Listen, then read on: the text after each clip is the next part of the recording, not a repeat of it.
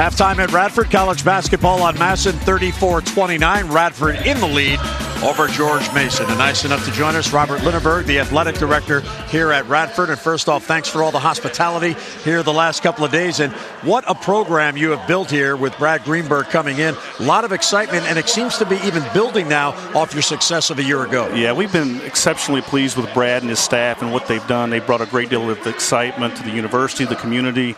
We're just seeing a lot of good things across the board, and it's really, really exciting. What does the success of the basketball program from a year ago do for the university as a whole? Well, I think it's huge.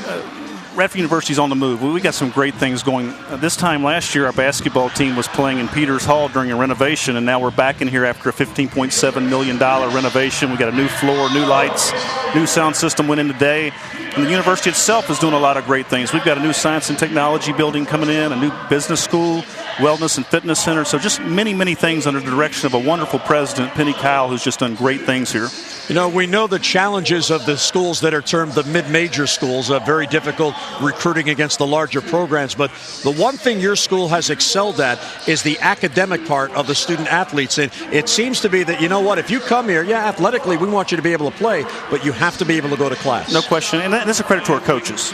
Coach Greenberg's going to recruit young men that can succeed in the classroom. And across the board, we had like 57.9% of our kids had a 3.0 or better last year. So we're really thrilled about that.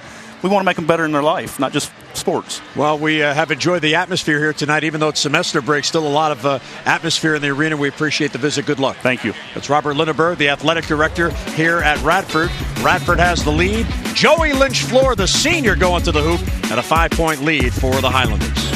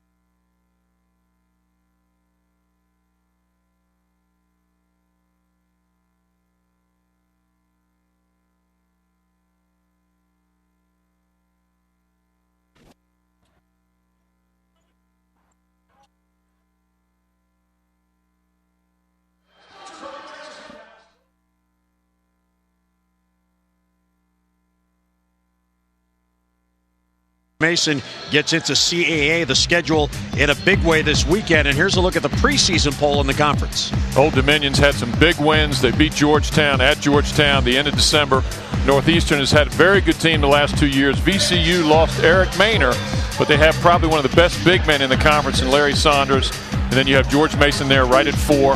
I'd say maybe the sleeper in that conference is going to be William & Mary. William & Mary has had some big wins so far this season. So William & Mary, the sleeper of Craig Eschrick, and here's the all-CAA preseason team is voted on. Gerald Lee, very good post player offensively. Mason had a really tough time guarding him last year. Charles Jenkins, wing player, athletic, can take the ball to the basket, also good outside shooter. The point guard in that all-league team is Cam Long, who we're watching right here. Long, good shooter too. Also can set up the offense, which is what he does very well for Jim Larinaga's team. Larry Sanders in here. Sanders is going to have to take more of an offensive role now with VCU now that Eric Maynor is in the NBA. The last player here is Matt Janning. Matt Janning's had a very good career at Northeastern, a real good wing player, can play guard and small forward, 6'6", good scorer for them.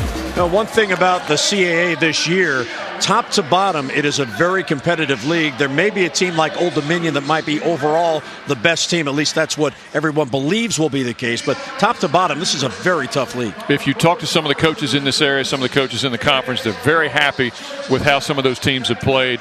Again, I said Old Dominion went out of conference, played Georgetown at Georgetown, beat them in McDonough Arena. So Old Dominion is going to have a good team this year, and they're going to be a tough out for all the teams in the CAA. We're at halftime here in Radford, Virginia, as George Mason and Radford battling it out, and Isaiah Tate went baseline and sent it home with authority.